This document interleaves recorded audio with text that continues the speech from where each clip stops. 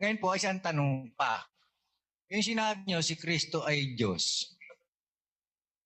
Diyos sa Juan 1:1, may nabanggit kayo kanina si Kristo rin ay Diyos. Yung verbo ay Diyos. Paano po yun? Magiging dalawa ang Diyos. Napakaganda po nung tanong mo, kapatid.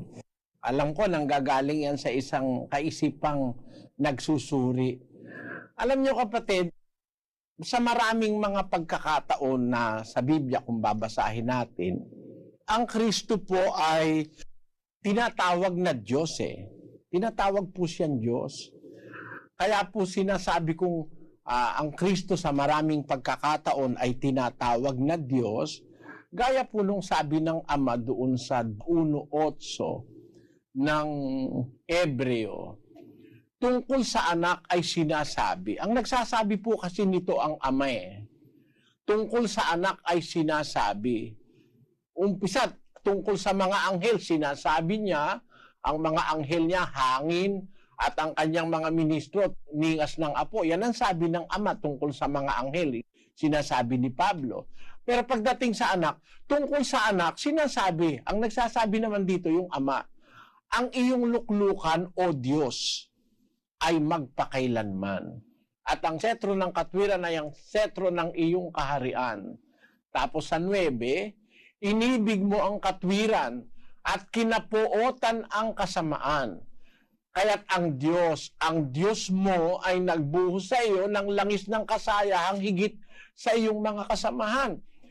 So, mismong ang Diyos ang nagsasabi sa anak, ang iyong luklukan, O Diyos, ay magpakailanman. Ang sabi po ng Diyos tungkol sa kanyang anak. Gaya nung sabi niya tungkol sa mga anghel, na sila naman ay hangin at mga ningas ng apoy ang kanyang mga ministro. Ngunit tungkol sa anak, sinasabi, ang iyong luklukan, O Diyos. Ngayon, ang nagiging problema po sa iba, pwede ka magkakadalawa ang Diyos dahil ang Ama ay Diyos, tapos yung anak ay Diyos. Kasi po, kapatid, sa naturalesa at maging sa espiritual, yung espiritu, nanganganak po yun, espiritu rin eh. Yung espiritu, nanganganak, espiritu rin. Basahin natin ang Juan, Kapitulo 3 at versikulo 6. Ang ipinanganak ng laman ay laman nga, at ang ipinanganak ng espiritu ay espiritu nga. Ang Diyos po ay espiritu. Kung yung laman makakapanganak, lalo na pong makakapanganak ang espiritu, kapatid. Kasi sabi ng Biblia, ang ipinanganak ng laman, laman nga. Ang ipinanganak ng espiritu ay espiritu nga. So ang espiritu po pala nanganganak. Kaya ang Ama, kung tawagin sa Biblia, Ama ng mga espiritu. Kasi pwede namang manganak ang Diyos eh. Ang espiritu pwedeng manganak. Kasi ang ipinanganak ng espiritu ay espiritu nga, ang sabi ng ating Panginoong Hesukristo. Kaya ang espiritu po, nanganganak. Ang laman, nanganganak. Anong katunayang makakapanganak nga ang espiritu? Doon sa awit po, ganito ang sinasabi doon, kapatid. 94:9 ng awit. Siyang lumikha ng pakinig, hindi ba siya makakarinig? Siyang lumikha ng mata, hindi ba siya makakakita? Nagtatanong po ang Biblia at madali namang sagutin. Yung lumikha ba ng pakinig, hindi ba pwedeng makapakinig yun? Kaya nga ho nakagawa ng pakinig yun o ng tainga, kasi siya mismo marunong makinig eh. At siyang lumikha ng mata, hindi ba siya makakakita? Abe, kaya nga tayong tao na may mata, nakagawa tayo ng mata rin eh. Yung camera parang mata yan eh, modelo ng mata yan eh. Eh lalo na yung pinanggalingan ng mata natin, pwede ba naman siya ang gumawa ng mata, hindi siya makakita? Eh ano ibig ko sabihin? Eh siya gumawa ng matris eh, pwede ba siyang hindi makapanganak kahit wala siyang matris? Di ba gano'n ano? Kaya ang Diyos, hindi po imposibleng ang Diyos manganak at magkaanak. Ayan. Ako po naniniwala, ang Diyos hindi ipinanganak. Yung Ama, hindi po pinanganak yun kasi wala pang kahit ano, nandun na siya. Kaya hindi siya pinanganak. Kaya nga, itutulak ko dun sa aral katoliko na si Maria ay ina ng Diyos eh. Kasi wala namang ina ng Diyos sa Biblia. Kasi ang Diyos talaga hindi pinanganganak.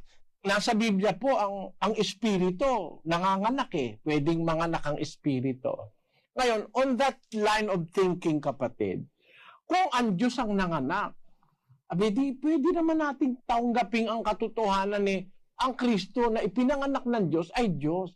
Parang yung tao nanganak, tao ipinanganak. Kahit nga itsura pang kalabasa eh, tao pinanganak eh, tao pa rin yun eh. Hindi ba yung may mga pinagli sa iba-ibang ano eh, parang hindi itsurang tao eh. Kagaya nung nakikita ko sa Discovery Channel, yung Elephant Man, mukha siya talagang elepante. Elephant Man, kasi pinagli yata sa elepante yun. Ang gusto yatang kainin ng nanay niya, nung kasalukuyan naglilihi, yung ano ng elepante, yung trompa ng elepante. Ganun ang narinig ko. Yung kung chismis yun. Nung lumabas yung bata, mukhang elepante. Pero kung tao ang nanganak, kahit mamukhang elepante, tao pa rin yun eh. Nagsasalita nga eh. Elepante naman, wala pa ako nabalitaan sa tanda ko ng ito. Wala ako nakabalitaang elepante nagsasalita eh. Buti pa nga yung mayna at saka loro nagsasalita eh. Pero elepante, wala pa ako nabalitaang nagsasalitang elepante. Ang Diyos nung manganak, alam nga namang yung Diyos nanganak, siya mismo ang nanganak, galing sa sinapupunan niya, tapos sasabihin natin, hindi Diyos. Ang Kristo po'y tinatawag sa Biblia sa maraming pagkakataon na Diyos. Yon. Wala naman pong problema kasi hindi naman hadlang sa katotohanan, kapatid, na ang anak ng Ama, ipinanganak ng isang espiritu, paniwalaan nating tinatawag na Diyos. Sabi ng Ama kasi, ikaw ay aking anak. Ikaw ay aking ipinanganak ngayon. At tungkol sa anak ay sinasabi, ang iyong luklukan, O Diyos, ay magpakailanman. Ang tinutukoy si Kristo. Yun po ang nasa Biblia na aming pinaniniwalaan, kapatid.